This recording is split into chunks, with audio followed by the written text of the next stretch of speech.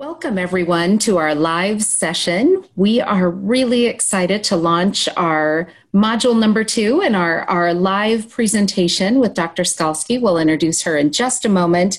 And we also welcome those who are joining us by watching the recording at a later time. So we're really excited that all of you are here to learn with us.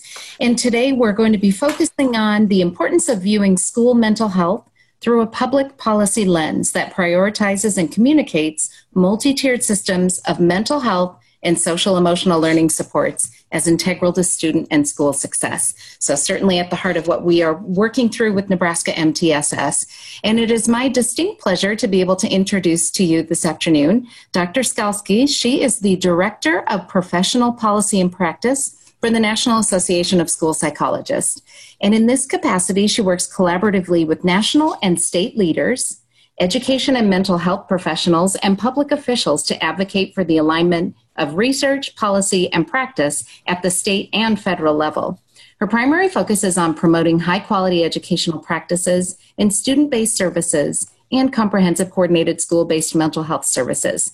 And Dr. Skalski has had a lot of experience in the schools and brings that with her to us this afternoon. She's had over 25 years of professional experience in the field of school psychology. She's also served as the coordinator of mental health services for the Douglas County Schools in Colorado. She was an assistant research professor at the University of Colorado, Denver, and I'm not sure how she could ever leave the mountains, but that's a different topic for a different day, and a school psychologist practitioner for the Douglas County and Cherry Creek Schools in Colorado.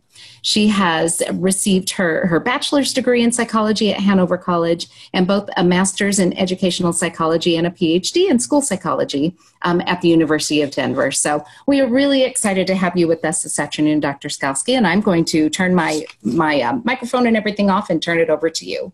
Thank you. Thanks, Christy. It's great to be here, but I would rather be there, I have to admit. So I'm so sorry that the world has brought us to this point where we can't be all in the same room together and feeding off of each other's energy.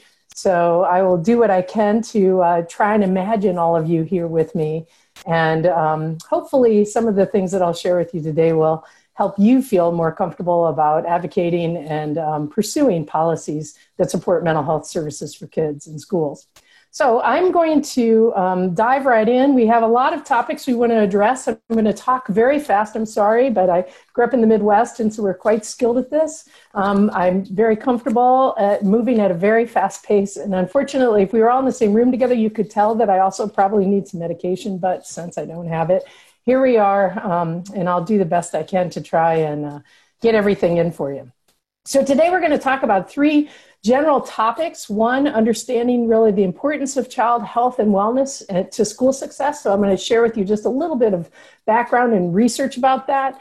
I'm also going to share with you a little about how public policy can help us increase school mental health services, and then what practices will actually improve access to school mental health services in schools. All right, so we're going to start by looking at this through basically 3 key understandings. And our first key understanding is really to understand and to prioritize children's needs. And to do that, we have to just get a real feeling for how are kids doing on various wellness indicators. So I'm going to use one of my favorite websites to share with you just a little bit about how kids are doing in the United States. If you've never dove into the Annie Casey Foundation's Kids Count Data Book, I highly recommend that you look it up. I will provide this PowerPoint later on, and you guys can just click on the links and check out their data center. Their data center really allows you to drill down into various data sets at the local and at the state level for every state. The data is gathered through independent resources and government resources, and then all compiled in one place. So Annie Casey doesn't actually conduct the research. All they're doing is bringing to you multiple sources of research so that you can get a better feeling for how kids are doing in your area. This process started in 1990, and it provides an annual report. The last data set that they're using that I'll share with you today is actually from 2018. It is the 2020 data that we're looking at according to their data book, but just let you know it's 2 years old. But it is pretty interesting, and so we'll take a good look at that. And I'll share with you just the overall data that comes for the United States, and then also a little bit of a highlight of what's going on in Nebraska for you.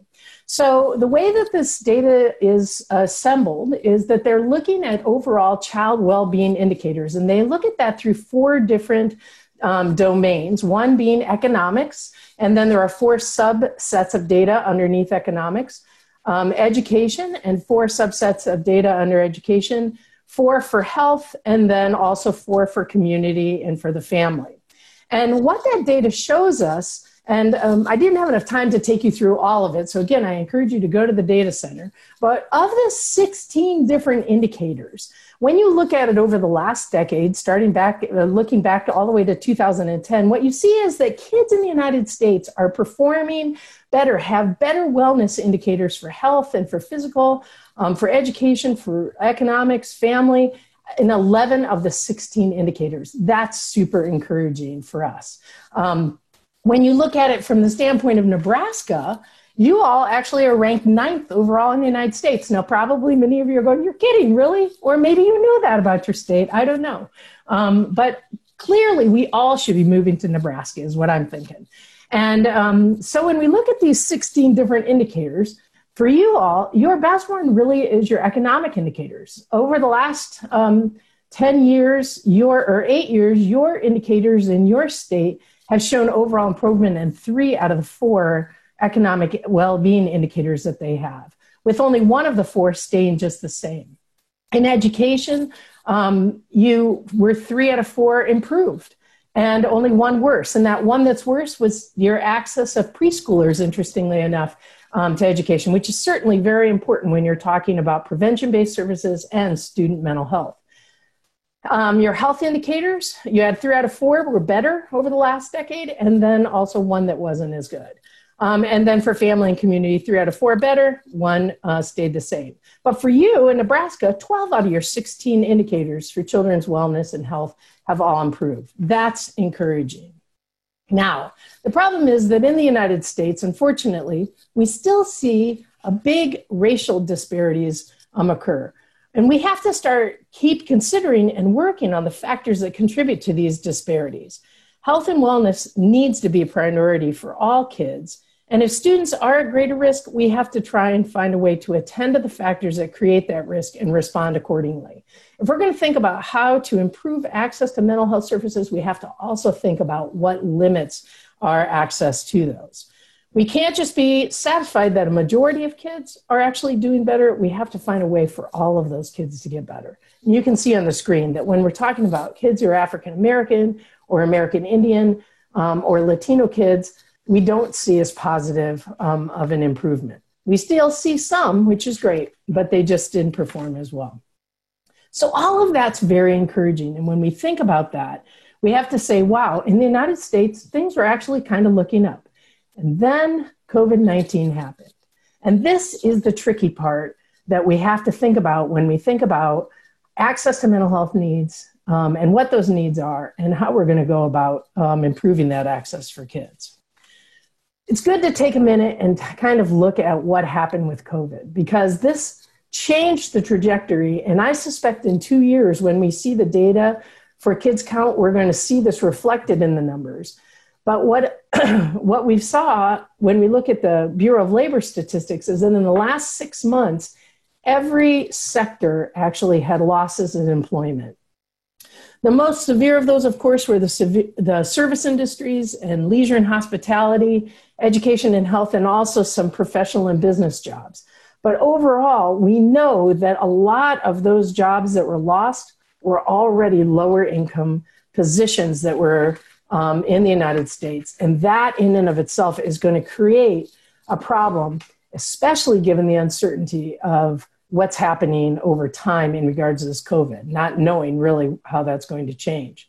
When you look at, for your own state and unemployment rates in Nebraska, you can see that since 2010, you actually were really making significant progress in unemployment.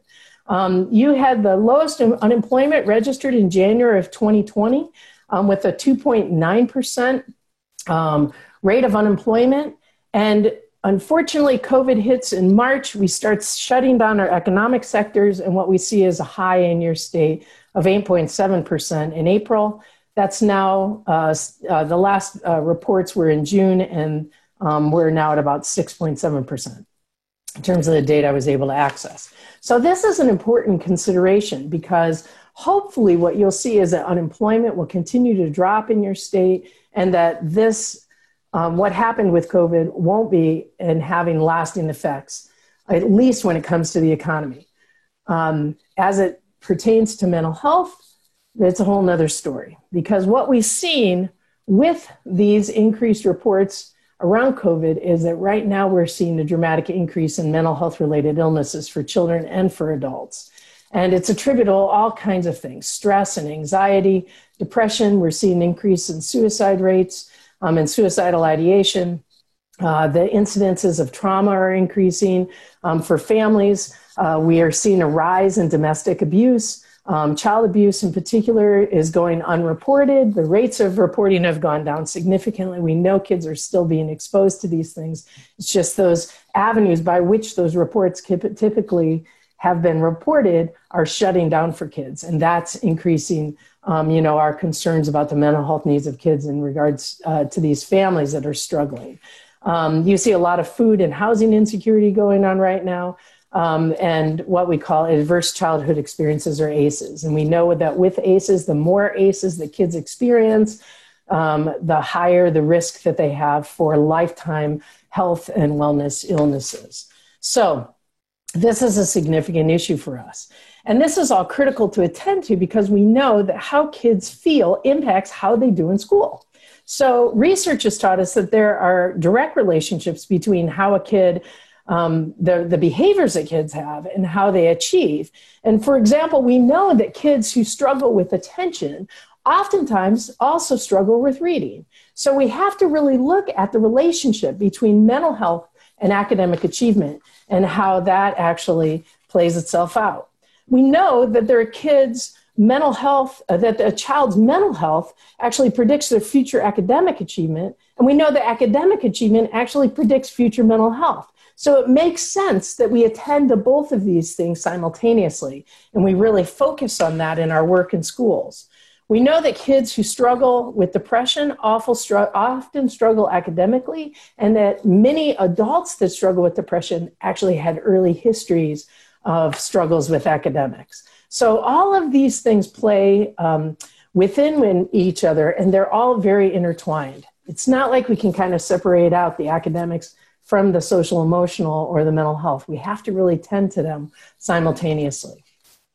We also have to think about, when we look at this, we need to know, specifically kids that engage in learning and their use of social emotional skills. We need to look and see how is that impacting their test scores, and how is that impacting their grades. We know that the two interconnect with one another. And that this must start early. We have to really think about the relationship here.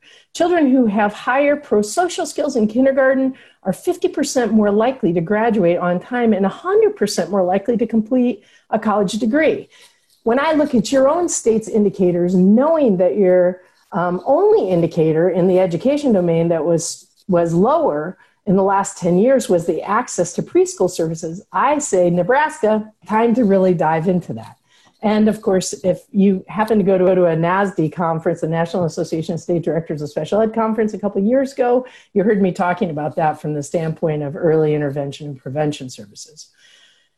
The more kids that complete college, the more money gets pumped into our system, the better it is for all of us in our economy. It's a win-win situation, and something that we need to really think about.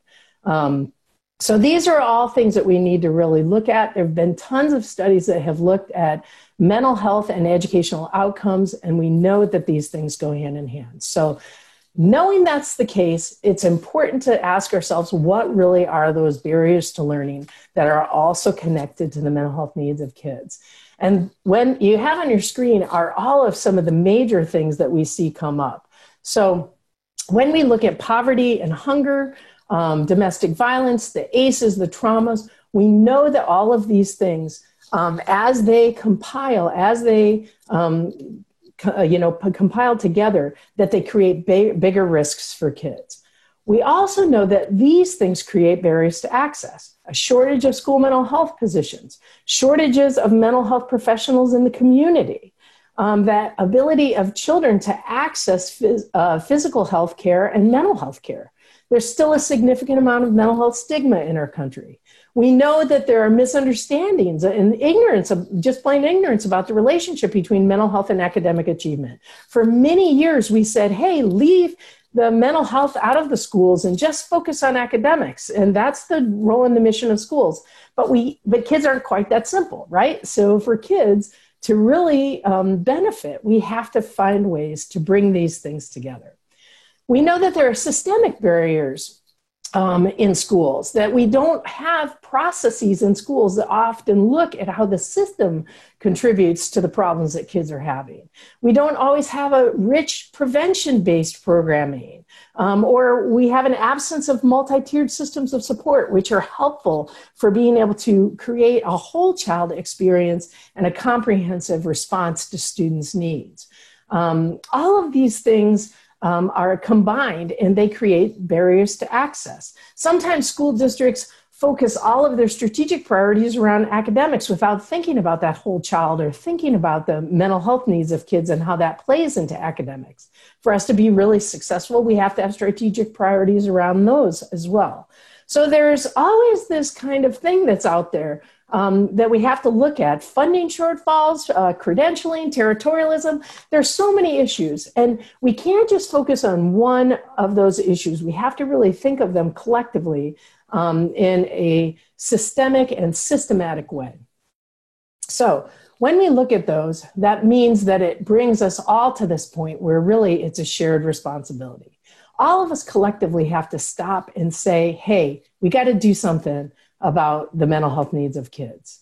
And from there, we have to prioritize in our education system school mental health and social emotional learning standards and the policies and practices that are important for facilitating those skills with kids. That means we have to go to the research that we have, the professional organizations that are out there, the different types of community-based supports, and we have to think about what do we need to collectively, what do we collectively know, and what do we need to be able to collectively do in order to meet kids where they're at and serve them correctly. Now, there are many different names for this. There's multi-tiered systems of support. There's the full service schools, there's interconnected school frameworks, there's school-based health clinics, there are wraparound programs, there are all different names that you'll hear thrown around. The different names come from the origin of the programs. If the programs come up through the educational sector, they have a specific name. Like, for example, multi-tiered systems of supports was born out of the education sector, and so we are familiar with MTSS. You might have heard of integrated systems framework. This is one that came up through the community-based, primarily the mental health sectors, the community-based, is a partnership with schools, but it came up through mental health.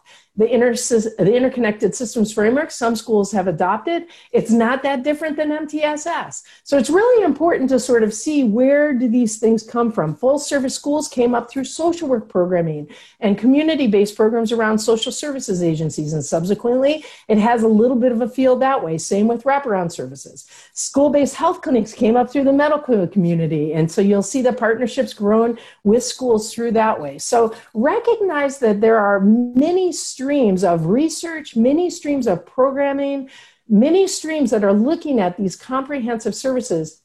I consider them to be twin sons of different mothers. You know, they tend to be programs that share many common components. I'm going to focus primarily on mental or multi-tiered systems of supports. As a school psychologist, I'm trained as an educational provider, so my focus is that. And you'll find that if you work primarily with school-based or what we call school-employed mental health providers like school social workers, school psychologists, school counselors, we tend to focus in this way because our first love is really education, and we've brought psychology and mental health to that arena. So that's an important thing to keep in mind as you look at what your possible solutions might be here. And then what you'll see is that it's not enough for just schools to start tackling these issues. You have to have funding streams. You have to have policies at the state level and at the national level that support this work. Otherwise, it becomes misunderstood and confused. And so we need to also have, combined with good practices and good programs, we need to have good policies. And those are oftentimes born out of resolutions, out of regulation, out of case law, and also out of legislative law. Okay, so that leads us to our second key understanding then. We've got to understand the influence and the importance of public policy. And we have to figure out, how does it actually form? So we're going to look at, how does access to school mental health services get onto the public policy agenda? What actually happens to make that work? So I'm going to give you a little bit of a background. It's just a little bit about public policy. And I'm going to just focus on two big policy origin theories that are out there on how public policy comes to be. And again, if those of you who are focused just on public policy, you know a lot more about this stuff than I do. I am such a jack of all trades in these domains, but I will share with you what I've learned over the years and how I've seen this combined through my studies in law and as it relates to educational law. Okay, so there's two big theories I'm going to talk about. One's called the garbage can theory, which kind of came out of the 1970s, and it's really an organizational process for finding a solution to problems that exist. And that decision, and what it does is it kind of brings the decision makers into the process and what you're trying to do. But it comes about in sort of a haphazard and sort of chaotic way. It starts when you just have sort of random problems that are brought to the table. So people just bring their random problems and they say, hey, this is a problem, this is a problem, this is a problem. And then you have sort of different people. You don't have a structure of which stakeholders you've engaged, just all different kind of people who have interest kind of pile on. They all have different feelings about it, mostly coming from their various experiences that they have, their backgrounds, their traditions, much like what I was talking about, all the different programs that align with MTSS but are called something different, similar kind of thing. Those are all different random solutions. You'll find that school districts, that organizational systems will simply embrace whatever the most popular leader is putting out in front of them, and that's where we go with it. And what we have is just sort of random windows of opportunity, mostly tied to the influence of the leader in charge. So the leader who buys into it, that's the program we're going to go for. A little magic throws in on that, and then the next thing you know, you get some type of bill that comes out of it, and you can pursue and follow through with that path. That becomes the panacea. That's how the garbage can theory evolves in terms of policy. Now, there's another one called Kingdom's approach of multiple streams model. This one I like a lot better, I got to admit. I'm not that crazy about the whole chaotic way of going about things. I like the idea that we look at things in a systematic and a systemic way. And that's what this does. So the way the Kingdoms theory is organized is you have problem streams. And these streams are actually filled, these up here are actually all filled with perceptions of problems that are seen as public. So these are like events that would be triggered or information. Sometimes it's true or not. There's some type of appearance of a problem that exists. Usually media accounts and other high-profile events lead people to see issues as a problem, and that's how a problem stream is identified. Oftentimes, those problem streams then begin to be researched through various universities or through scholarly sources of research, through policy think tanks. People like that start to look at them, and that becomes a policy stream. That becomes a problem stream. Your policy stream then emerges when the stream is then filled with all of those different advocates, and they start to propose policies in response to that problem. And a lot of times those streams have a myriad of options that typically are whittled down to what actually becomes practical or funded by a foundation or some type of think tank or something like that. And those policy streams start to emerge as people back those different streams. And then you have the third piece, which is really the politics stream. And what happens in the politics stream is it's influenced by leadership change, by advocacy groups, and by elections and political swings, and the different types of wins that come with each election cycle. And the politics of it all also bring certain things to the forefront. You can see that right now with COVID, as you have this one stream that says, hey, bring everybody back into school, and a whole nother stream that says, hey, leave everybody into virtual learning. Most of the time, one or the other is not really the best way to go with whatever you're talking about. But in Kingdom model, what you have is these streams start to exist. So in this model, what happens is those three streams all kind of function independently, and they wait for some type of opening in a window. So they're looking for something to happen that allows them to advance it. And unfortunately, what happens is without that window, no policy is adopted. So those things continue to function independently. No policy comes out of it. That something else gets the attention, the policies come somewhere else. Now, in Kingdom's model, what they propose is that these streams continue to flow independently of one another until a window actually opens. And then the breeze from that window actually forces the streams to begin to overlap with one another so that the problem people start to talk to the policy people who start to talk to the politics people. And the next thing you know, what happens is the window opens and some type of policy can come out of that experience. And from that experience, you'll see proposals start to land, funding start to be attached to it, and you can think about where that's going to head. So when you're thinking about what shapes public policy is this one process with kingdoms where you really see that sort of chance occurrence that an opportunity opens up, right? Another way to look at the formation of public policy then is to consider what contributes to its origins. So what are those things that really contribute to those different streams in place? Now, when you're looking at this, you have to say the issues arise as patterns. They arise as trends or discoveries, and they're often found in the research, sometimes recognized then in public opinion. So the research gets reported, it jumps into the public opinion domain. From there, the media outlet picks up on it.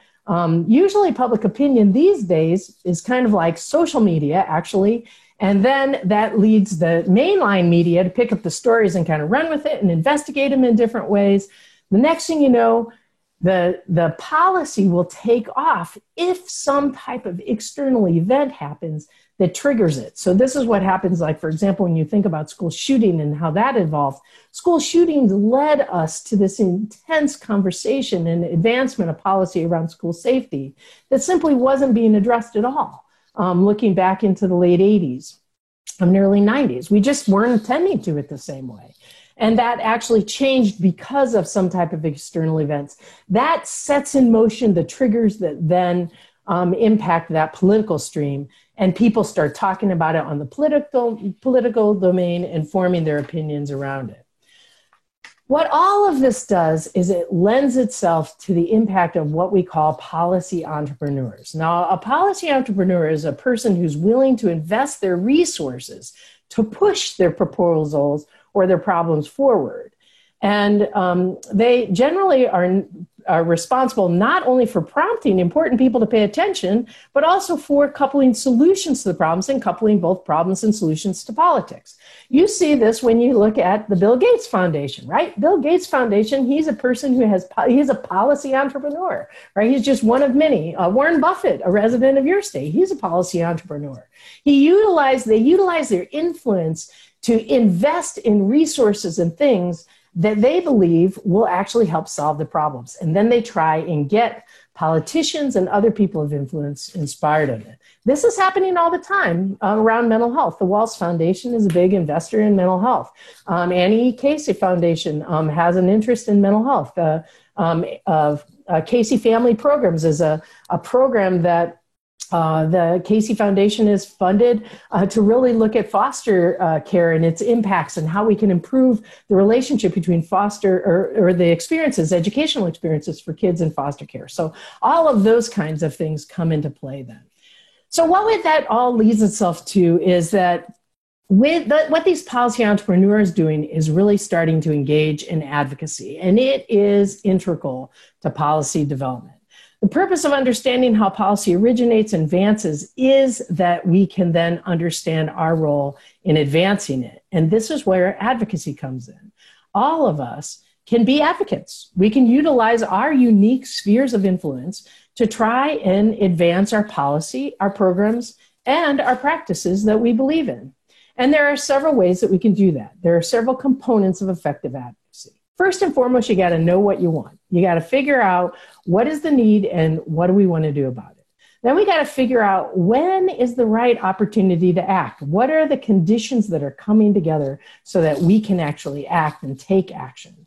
From there, we look at which people are actually involved who have influence, who have some power, who have some say, and we try and build strategic relationships with them. And then we try and look for the data, the research, and the examples, concrete, put a face on it examples that will help us be able to personalize these experiences for the broader public so that they can get involved and connected to it.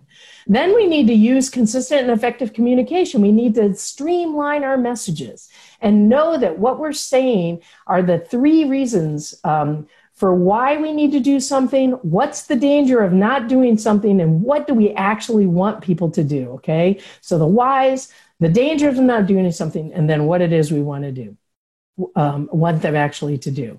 And then we need to engage and we need to evaluate people. And with these components of effective advocacy, we can actually implement positive change in policy and practice, all right?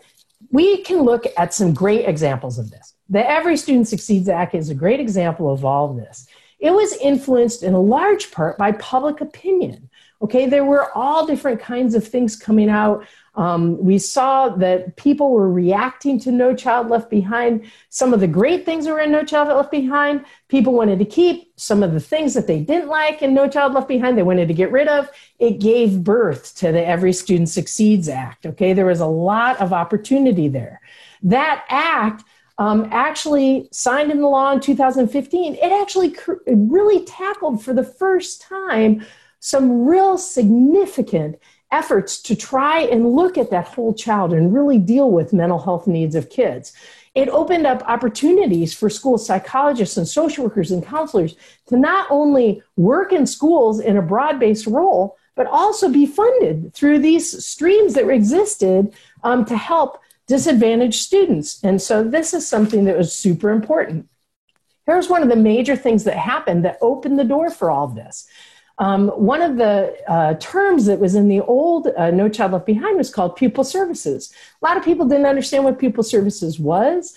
And so we started to work from an advocacy standpoint in helping people understand the role of these support people, related service providers, pupil service providers, to instruction in the classroom. How was it that that work helped kids be able to access information and instruction in the classroom better? Right? And so we work to help enhance and change the definition of pupil services. It's now known as specialized instructional support personnel. We made it very clear that these were school-employed people trained to work in schools who actually have training and work in schools, and that they are then supported by people who work outside of schools in community-based settings through school community partnerships. All of this language were things that we worked on during the reauthorization of ESSA. One of the things we did was we tried to work to get the use of the term in ESSA. Pupil services was only in the No Child Left Behind law a handful of times. Now it's actually explicitly listed in ESSA more than 40 times. And it focuses on trying to help prevent school failure, improve literacy, school climate and safety, and the mental and behavioral health needs of kids. So these are all different kinds of things that happen. We built bridges by using terminology that was in IDEA or linked to IDEA, also in ESSA. This was another thing that happened through the policy channels and all of the different coalitions that worked on this. We worked on emphasizing the relationship around school mental health, focusing on multi-tiered systems of supports as a process and a vehicle for helping to bring more comprehensive services to kids, both academic, behavioral, social, emotional, health related. we've focused on trying to link these terms. So in IDEA, we're called related service providers. When IDEA is reauthorized again, we will see the term SIS being used. We are seeing the U.S. Department of Education already using this term because we've talked to them about the importance of having one term versus multiple terms to describe the same personnel providing these supports. These are the kinds of things that you can do to try and help move an agenda and move a discussion forward. Another thing we did was try and work around ESSA, work school mental health services into the multiple avenues that ESSA was focusing on. We see in the assessment and accountability systems sections of the law that there is specific indicators besides academic progress that have to be measured now, and that those growth indicators link closely to school climate and safety for students, and those indicators are linked in the law to student mental health and behavioral skills, social, emotional, and behavioral skills. In the schools in need of improvement section of the law, we really worked to try and show how comprehensive learning supports can be effective at trying to improve schools. And so we focused on multi-tiered systems of supports, MTSS. We focused on comprehensive school mental health strategies and trying to get those in there. And then we really, in the school climate and safety and access to learning supports, you'll see all of these things related to mental health focused on there. What we also did was work to try and make sure these things got into state plans. In our first go around, we looked at this, the first set of state plans. A lot of the states started to include mental health in their state plans in a way they had never done before. The opening for this is dramatic. Every state has the opportunity to try and bring these services into their schools now through their ESSA programming, not just through IDEA and the services that we provide to students with emotional disabilities and other types of disabilities. Within ESSA, there are allowable uses of funds for school mental health in 3 different areas. There's allowable use of funds for professional development to try and help improve awareness around mental health needs of kids, warning signs, things like that. There are funds there for direct services to students and to connecting those services in a comprehensive way, both during the school day with school employed providers, as well as in before and after school programs with community-based providers and through partnerships with community-based providers. And then there are also money in ESSA for the first time that really focuses on the hiring of people to perform these jobs. All of that shows you, as you can look at it, how this policy has given birth to it. So access to school mental health services really came about here because the conversation became influenced by all of these different things. And as a professional organization, we really focused on trying to bring the research into it, but doing it through these other avenues that were out there. So where does that leave us in 2020 in terms of mental health? We have 3 policy windows right now before us. And these are things that we can be working together on to try and bring a greater amount of policy support for school mental health services today. We know with COVID that we're having increases in anxiety, fear, depression, suicides, much like I've talked about, and that there's a limit to what people are able to access right now for healthcare services. We know that a lot of preventative services have been shut down because of COVID. We need to get those kick-started, and we can do that through the access that we have to kids in our school settings, even if we're providing virtual services. We know that there are a lot of kids out there that are experiencing illness and death and grief, as well as faculty and employees of schools, and we can provide services through this network by doing that. And that there are a lot of communities that are simply struggling to help hold it together in these difficult times, and we can be a stabilizing force even if we're providing virtual-based services, because the services are still coming into the homes. We know that what happened with the George Floyd incident and the Black Lives Matter movement, that right now a lot of organizations are looking at policies and practices through anti-racist lens, and they're looking at that, and that opens up for us an opportunity to ask, what are those things that actually promote or that actually don't try and deter from anti-racism?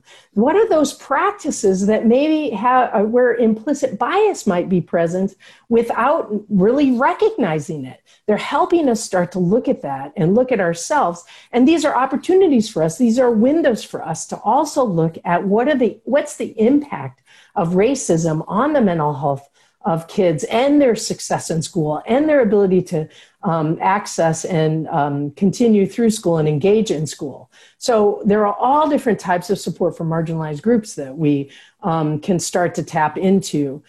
And then we have the election coming up on November 3rd. And no matter what your political party is, this is an important conversation. And so how we address these issues should be entered into this public discussion that's going on about the elected officials that we have. We have a president up for election, 35 different senators, and 435 representatives. That's plenty of people to talk to start getting these conversations into the public domain. So this takes us back to our multiple streams. If we want to see a policy change around school mental health, we have to look at what are the problems, the policies, and the politics that exist. The problems, COVID-19, the anti-racism movement, the increasing need for mental health services, the trauma experiences, all of these are the problems that we can be tapping into. And the policies, we've got ESSA on the forefront. We know the idea.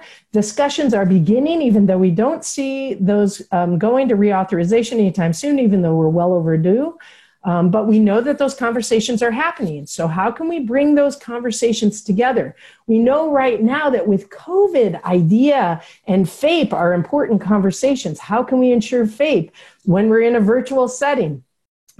So we can have those conversations come place, and we can look at our policies and how we need to adapt those policies and adjust those policies in order to provide improved access for kids.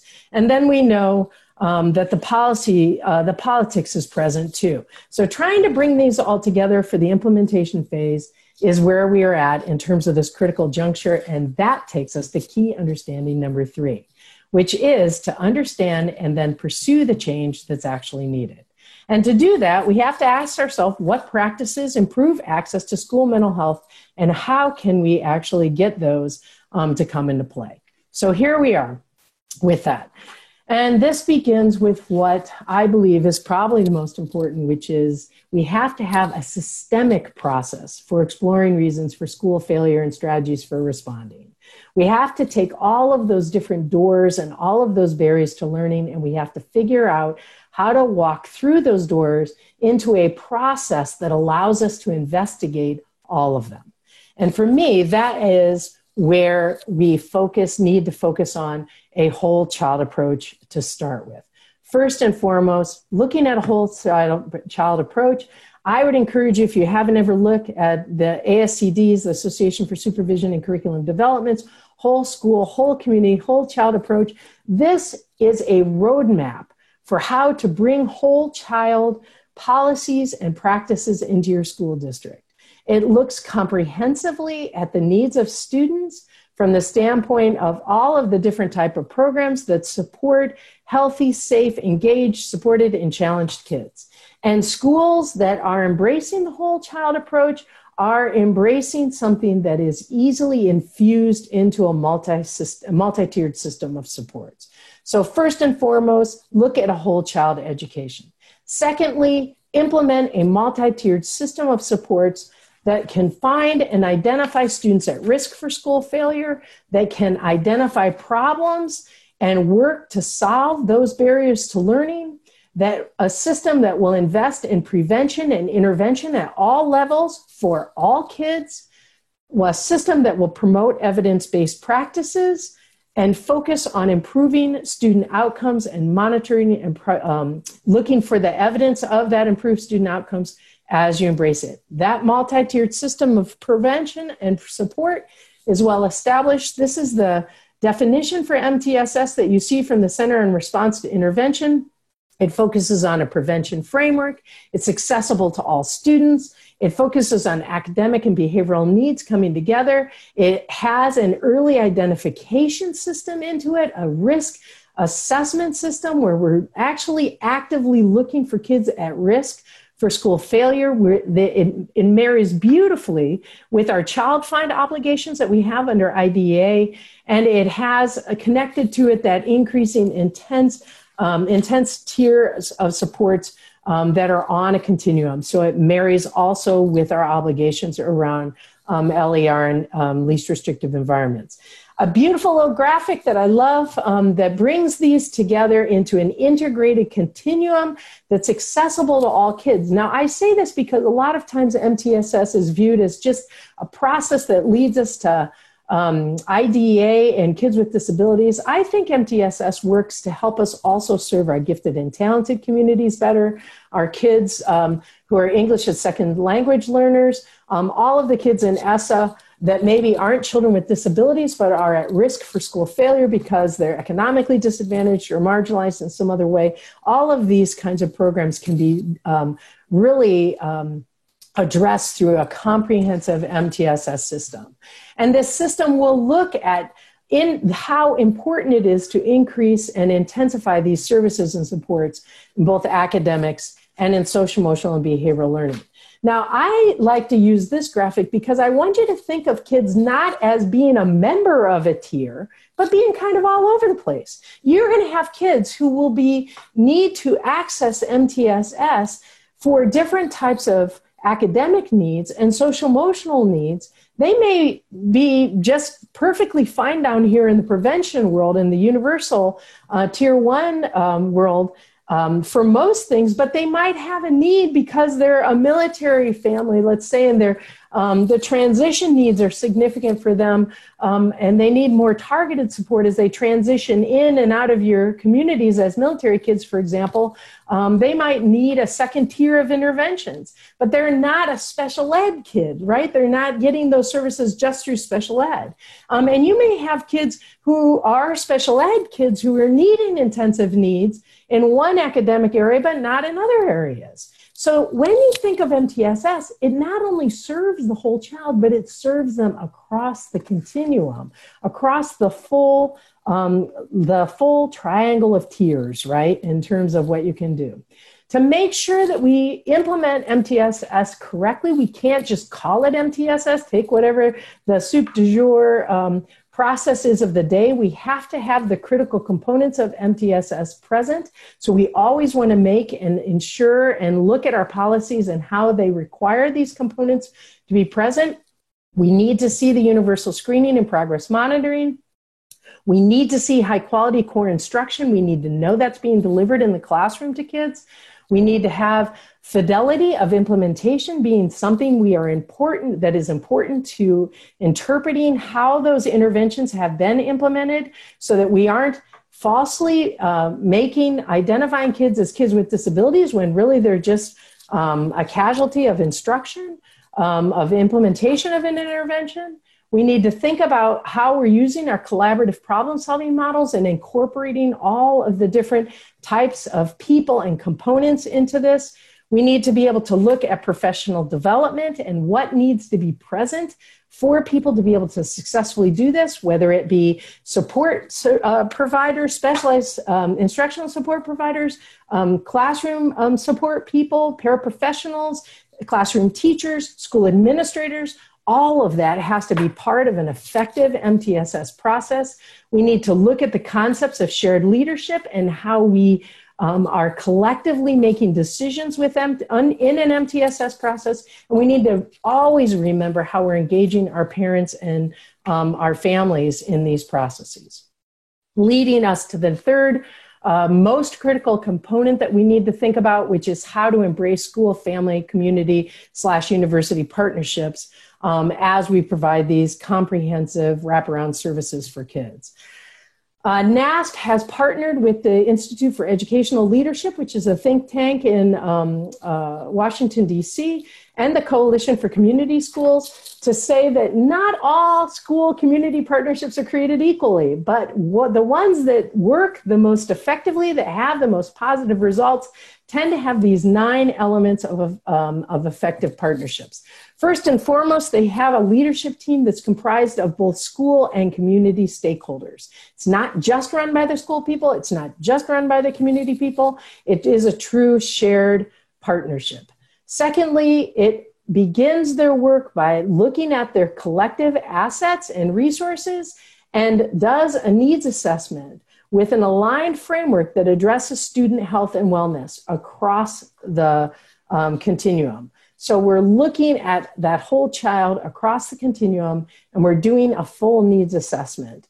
And we're also doing a needs-based assessment and a resource assessment. So looking at our own resource mapping and how that comes into play. Thirdly, we have a school-based person who is actually the contact person and the actual conduit by which the information flows, so that there is always a partner present in making decisions, a partner who is integrated within the system in helping to make decisions. Fourth, we want clear expectations and criteria for each partner so that it becomes a shared accountability system. We don't just say, here, local police department, you guys do this, and you don't engage with us in other things. We actually build an effective partnership with our mental and behavioral health agencies, with our hospitals, with our law enforcement, with our community and faith-based organizations to really try and look at how we can work together. But in doing that, we actually have clear expectations. We don't just throw a partnership all together, but we think about who do we need? What qualified professionals do we need in each setting? Who can help us understand the school systems better? Who can help us understand the community-based systems better? We know that people are trained for different types of settings, and it's important to have people who have those knowledge bases present in those settings. Fifth, we need to have a high quality health and wellness service that leverages the school and community resources, where we can utilize and share and do in-kind contributions. This can really decrease the overall expenditures that schools have to come up with. So if we can do shared facilities, that's great, but we don't want to co-locate services. We want to actually have collaborative services. We want to make sure that we're sharing and trying to bring those grant monies in to schools and partnering around those processes. Sixth, we need ongoing comprehensive professional development for both the school leaders, the staff, and the community partners. If we're in this together, we study, we learn, we grow together as well. Seventh, a detailed plan for long-term sustainability needs to be in place in case you see some of those funding mechanisms start to dry up or grants. We always need to be planning for how are we going to make sure that these programs are sustained. The more shared, the more collaborative these programs are, the more likely they are to survive the transitions in leadership that maybe are fueled by impressive and influential leaders. And so we need to always have that as part of an effective sustainability plan that we develop. Eighth, we need a regular evaluation of our effectiveness through a variety of measures. We don't want single shot evaluations. We want to really look at our perceptions of our public. We want to look at our programs. We want to look at our student progress. We want to look at how we spend our money. We need to really think of this in a comprehensive way. We need to have, at minimum, annual evaluation of our progress. I like to see a couple touch points a year, and I like seeing ongoing progress monitoring for kids happening all throughout the year. So different types of things we may measure at different rates, but everything gets measured at least once annually. And then lastly, our communication plan and our shared progress and our challenges has to be out there so that we're always talking about our successes, our pluses, our deltas, and how we're growing and succeeding, and also our areas for growth. And from there, then, our last big piece we have to think about is engaging in strategic planning and advocacy. And here we have to, again, think of it about implementing a systematic and systemic process. So a process that screens for kids, that asks how our kids are doing, It looks at who's at risk for school failure, looks at the reasons for that, asks what can I actually do about it? What can I do about those different kinds of risk factors and needs of those kids? Implements a comprehensive early intervention system. It looks at ongoing progress monitoring. We look at always what are we doing and how can we measure that impact of our work on kids and on our school systems and on our processes and on our perceptions and our school climate, et cetera. And then we really do that in a systematic way where we are evaluating things carefully and then making adjustments. We don't just collect data, we use that data to inform and to improve our practices. And we do that with a comprehensive family, school, community partnership focus. So understanding who our team is, understanding who those stakeholders are who are essential to this process. I want to show you an example of this, and this honestly is just one example, and there are many, many out there, but this is one school district where they're trying to address this. They address the social emotional needs of students and do it in a systematic and systemic way. This is the Denver Public Schools in Colorado.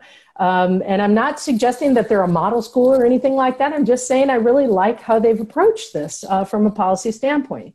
The Denver Public Schools has prioritized the support for a whole child as one of their top 5 strategic priorities. I think that's great, right? So they have strategic priorities laid out. Then, and by putting the whole child into those strategic priorities, what it does is it actually raises awareness of the importance of social emotional instruction and mental health supports for kids.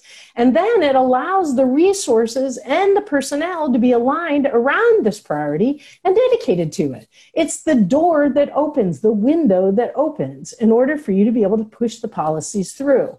You see them living this out in policy and in practices, and they've incorporated related programming and student supports within their MTSS and student support processes at an individual student level, or individual building level. So where MTSS is driven at the building level in their district, you will see this support for whole child education actually come through.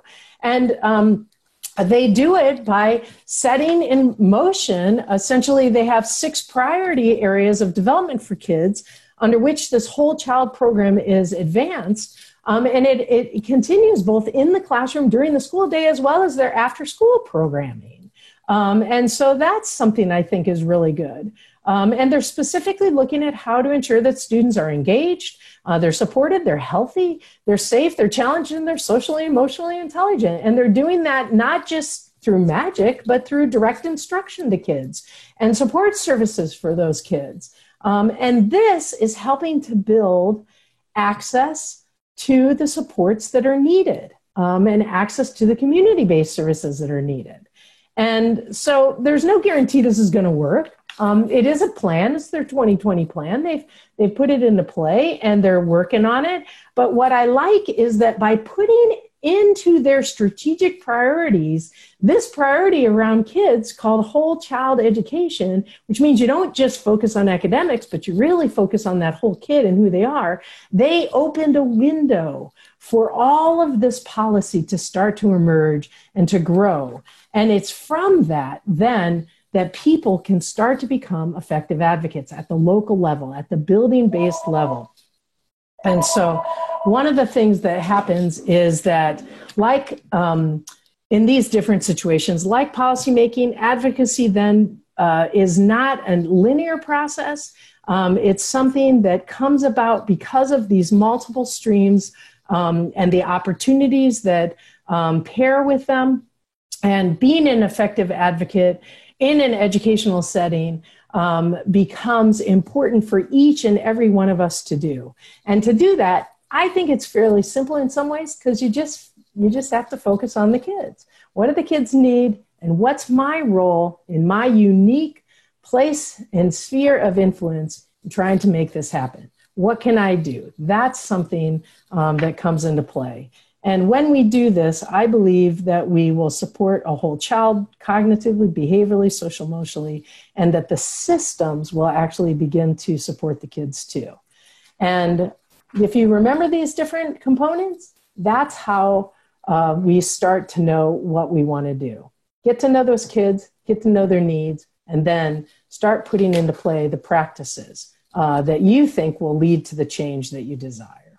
And so many people have seen this quote, "Be the change you want to see," attributed to Gandhi. Actually, the quote that he had was a little longer than that, it's a little not quite as quippy. And so, but I like it if you read it in full, because it says, if we could change ourselves, the tendency in the world would also change. As a man changes his own nature, so does the attitude of the world. The world changes towards him. This is the divine mystery supreme. A wonderful thing it is, and the source of our happiness. We need not wait to see what others do. We can make the change ourselves. So, with that in mind, I have a few resources I'll just highlight quickly for you. I know we're coming to the end of our time, but I do want to point out that in the handout, I have identified some great resources that are out there on the website where you can study more about all these things. CASEL is terrific, the Collaborative for Academic Social Emotional Learning. They have all different types of resources, lesson plans, all types of things. The PBIS Center, the National PBIS Center is great. The Center on Response to Intervention has all different kinds of tools. They focus most of their materials on the academic side, where the PBIS Center focuses most of their resources on the behavior side of the triangle. But I kind of see those as very interconnected, so don't get bogged down on one side or the other. Just go to the National Center for Intensive Intervention, because they've put everything together here. And this is a great website with all different types of supports also. In NASP, we have ways that you can begin talking about these things in your school buildings. We have infographics that are very simple. We have one on MTSS, on trauma, sensitive schools, on school climate, mental health in the schools. These are all publicly available and really easy ways to start a discussion, to start to see whether or not maybe your system would like to tackle some of these issues. Also, if you're wondering how school psychologists in particular fit into MTSS, if you're not using your school psychologist, you're missing out on a really valuable resource. I would encourage you to go to this crosswalk. The crosswalk actually marries research, policy, and practice and school psychologists, and shows you how the types of work that school psychologists can do in every aspect of MTSS. As a school psychologist and a representative of NASP, I would love it if you spent some time and looked at this crosswalk and got some ideas for how you might be able to use your school psychologist most effectively.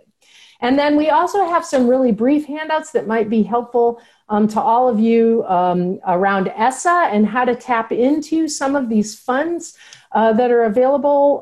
There are a variety of them, and there's one specifically around MTSS that might be helpful to you. And you can access those on our website as well. Those are all publicly available. So that said, I want to thank you all for the opportunity to talk to you. I know it was a lot of information. Hopefully it was helpful. And I am here to answer any questions if you have them, or if there's anything that came up in the chat box that you'd like me to try and address. If I know the answer, I'll give it to you. If not, I can maybe, you can send me somebody's email address and I can try and connect them to a better resource than me. Aside from all of our fan comments in the chat. Yeah. Well, I have no idea what it says. I haven't been reading them. I'm glad to hear their fan comments, though. Oh, my gosh. Fabulous. And I think a couple of quick things even to kind of tie in. We are working very closely with our Whole Child Initiative. There's a team at the Nebraska Department of Ed. So that's a goal for us, is to integrate our MTSS work. So I love that you brought that. And I think we've all felt the opportunities that are out there and that are real tangible right now. And I really appreciate the policy windows and your explanation of how we can't let this pass us by. We've got to leverage what we have out there now and move that forward. But just fabulous. And I would say if there's anyone out there who has a question, I'm going to go ahead and pull the chat up, or if there's any additional questions, please bring those up. And we're incredibly fortunate to have you here today, Dr. Skalski, and we're even more thrilled that you are boots on the ground and really advocating for this work and the changes that will be coming in. We have a great staff. I mean, I got to give a lot of credit to our director of public policy and advocacy, Kelly Valancourt. She is a terrific advocate on Capitol Hill with us, and she's been working really hard to help us get our state associations very active locally on all of these issues as well. And so hopefully you guys have connected with your Nebraska School Psych Association. They're a good resource. If you haven't tapped into them, I'd encourage you to. They're a very fine bunch of people, all trying to advocate for the same type of things. So, absolutely. And I think your explanation of how ESSA is tied in and has a mechanism and there's some access points to really and support our kids. So that's also tremendous. So I'm looking, there's lots of thank yous, great resources. Oh, Dr. Kelly Vance has a thank you. So, yay! Hi, Lise. Hey, sorry about my telephone ringing while I was talking. I tried to turn it off. No, it's the good. Perils of working out of your home. So yes, very good. Good. Well, I see. Well, if there are questions, I know we certainly can get you connected. Amy Roan, our state director, says thank you as well. I don't know if you can see the chat there yet. I just opened it now, so thank you for that. I wanted to read them before you guys turned me off. I mean, turn the recording off. So, Great. Well, I just, again, appreciate and this just really fuels our need to continue our work and again, to really tap into those policy windows. Great. We've got some work to do, but we have opportunities that we can't let fade away. So, and I, of course, would encourage you. I know I was kind of encouraging you around the preschool education initiatives, but Lisa Kelly Vance, who is on the recording, is a great local expert that you have on early childhood education, mental health services, right there at University of Nebraska, Omaha. And I encourage you to tap into her. She's quite a gal and can be a terrific resource for you if you decide to tackle those more directly. So she's amazing. Oh, we have her number. Don't you worry. Oh, good. Always good. We have her. We've roped her into everything. That sounds great. Glad to hear it. But early childhood is also something we're looking at integrating pyramid and looking at really building the early childhood component of those resources. And excellent. That's great. Glad to hear it. Yeah. So we've got some work to do, but we've got some good focus. I just loved hearing. I think you really synthesized and helped us realize that we're moving in a good direction. So yes, very much so. I would love to live in Nebraska at this point. Your data looks fantastic. So yes, got good things. Wonderful. Well, awesome. And I know we will connect and make sure to have this recording available. And if we have some additional opportunities to reach out and to collaborate, we will certainly take advantage of those. So we're great. Thanks, Christy. Grateful. Yes. Thank you for your time. We're really appreciative. All right. Bye, everybody. Thanks for visiting in today. Thank you.